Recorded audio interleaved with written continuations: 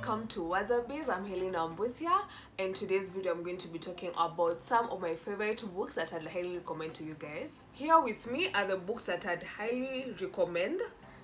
Some that I've personally enjoyed so far, especially when it comes to business, when it comes to money, when it comes to self-help. I like self-help books, some of them actually. Okay, I like with a bit of caution.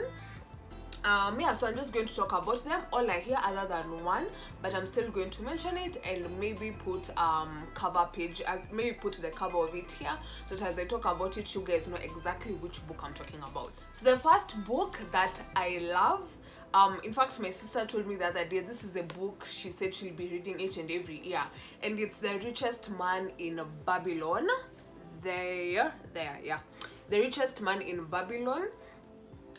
This book talks a lot about money. It gives very simple and basic things that you need to understand about money and very fundamental concepts that you actually need to get. I would highly recommend this book. The thing with my collection is you'll notice that like for this book it's heavily on finances, and it's because like for me, running business, I don't want to say it comes naturally, but it comes quite easy. But I needed a lot of help when it comes to managing my own money, separating between my business money and my personal money, and this book was of great help. One caution I'd give though, they give percentages. If you're still living with your parents and your expenses are low, I'd encourage you to again increase the percentage that goes into your savings or to your investments. But once you read this book, you'll know what I'm talking about. The second book, which is still on finances, is Rich Dad Poor Dad by Robert Kiyosaki. This book is, this is a book you should have read back in like even before you graduate. This is one of the books that I'd highly recommend. It helps you understand what profits are, the difference between assets and liabilities, things that for a long time I thought are assets, and this book is just telling you no, that's a liability because blah blah blah blah. I don't want to start talking much about it. Let me read what this book says it's supposed to teach you by the time you finish reading it. Number one, to explode the myth that you need to earn a high income to become rich. Number two, challenge the belief that your house is an asset. That for me is one belief that I strongly held. Number four is show parents why they can't rely on the school system to teach their kids about money. The truth be told, I studied business. I didn't really study how to handle or to manage my own money, but this book actually does teach you that. Number four, define once and for all an asset and a liability. Number six, teach you what to teach your kids about money for their future financial success. So anyway, I still don't have kids, but it's still a great book for me to read, and I would highly recommend it for that. The third book I'm going to talk about is one that's not here. One of my favorite business books is called The $100 Startup, and I'm going to leave a photo of it here.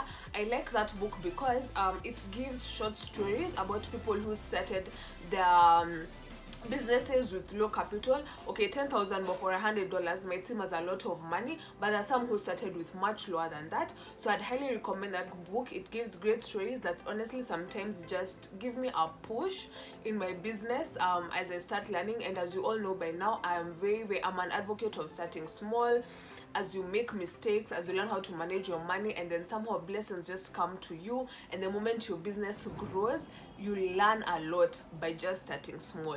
So it's a book I'd highly recommend for business people, those who want to start business, be it in tech, be it retail. It inspires. It's a very inspirational book that I quite enjoyed. I read it as a storybook, in fact. The fourth book is this.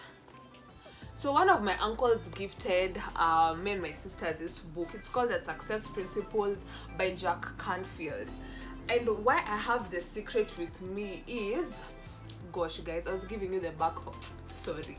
This is The Secret. The reason I've carried The Secret, if you've read The Secret, this book is good in explaining or practically showing you how to apply The Secret. The reason I like this book is because as a business person, number one, not just your finances need to be working. It's very good for you to grow yourself even mentally, to know how to believe in things, and it's a great book especially for that, to know how to work your life plans and your life goals. This is one book that made me start having solo dates, because when I was going through this book, it's a heavy book, so you don't just finish it haraka. When I was going through this book, I had moments of just wanting to pause, to reflect, and to start practicing before I finished this book. So I've taken a long time reading this book, but I really like it and I'd highly recommend. It's honestly one book that has really changed how I think about things and how I set my own goals, and I'd highly recommend. If you've read The Secret, please do read this book, because in fact John Canfield also writes some parts of The Secret, so it's a good book to just use as a follow-up. Because when I read The Secret, I read this before I read The Secret, and when I was reading The Secret, I could see a lot of what was being talked about here, but now in a more elaborate way. So that's why I'd encourage this book quite highly. Last but not least, you know I am born again, I love the Lord, and I use His word, the Bible. This Bible specifically was also a gift I was given by my uncle, and is what I use for Bible study or for my personal devotion. It's the Expositor's Bible Study. It's a really nice Bible, because other than it actually explains verses of the Bible. I'm not saying you have to have it, but part of why I love the Bible is because anything that I get outside the book, the Bible has probably already talked about, be it in how I should run my business as a good person and as a Christian actually, be it in how I should handle my money and my debt. I have used the Bible as my guide, and I pray to God that He gives me the grace and the ability to continue using it to guide me throughout the rest of my life. So that's the reason why, as I talk of my favorite books, the Bible has to be one of those books. So it's a pretty short video and very straightforward. Most of these books, if not all, can be bought from Prestige Bookshop. Prestige Bookshop is on Mamangina Street. After you pass Super Cosmetics Apple, just go straight ahead. It is there, or opposite, is it CBA Bank? Yeah, opposite CBA. Prestige Bookshop is there. Alectus Book Center, which is also good. This has a wider collection of novels, of such inspirational books on business, finances. It has a wider collection. So for me, most of my books I actually buy from Prestige, so I'd highly recommend that bookshop as well.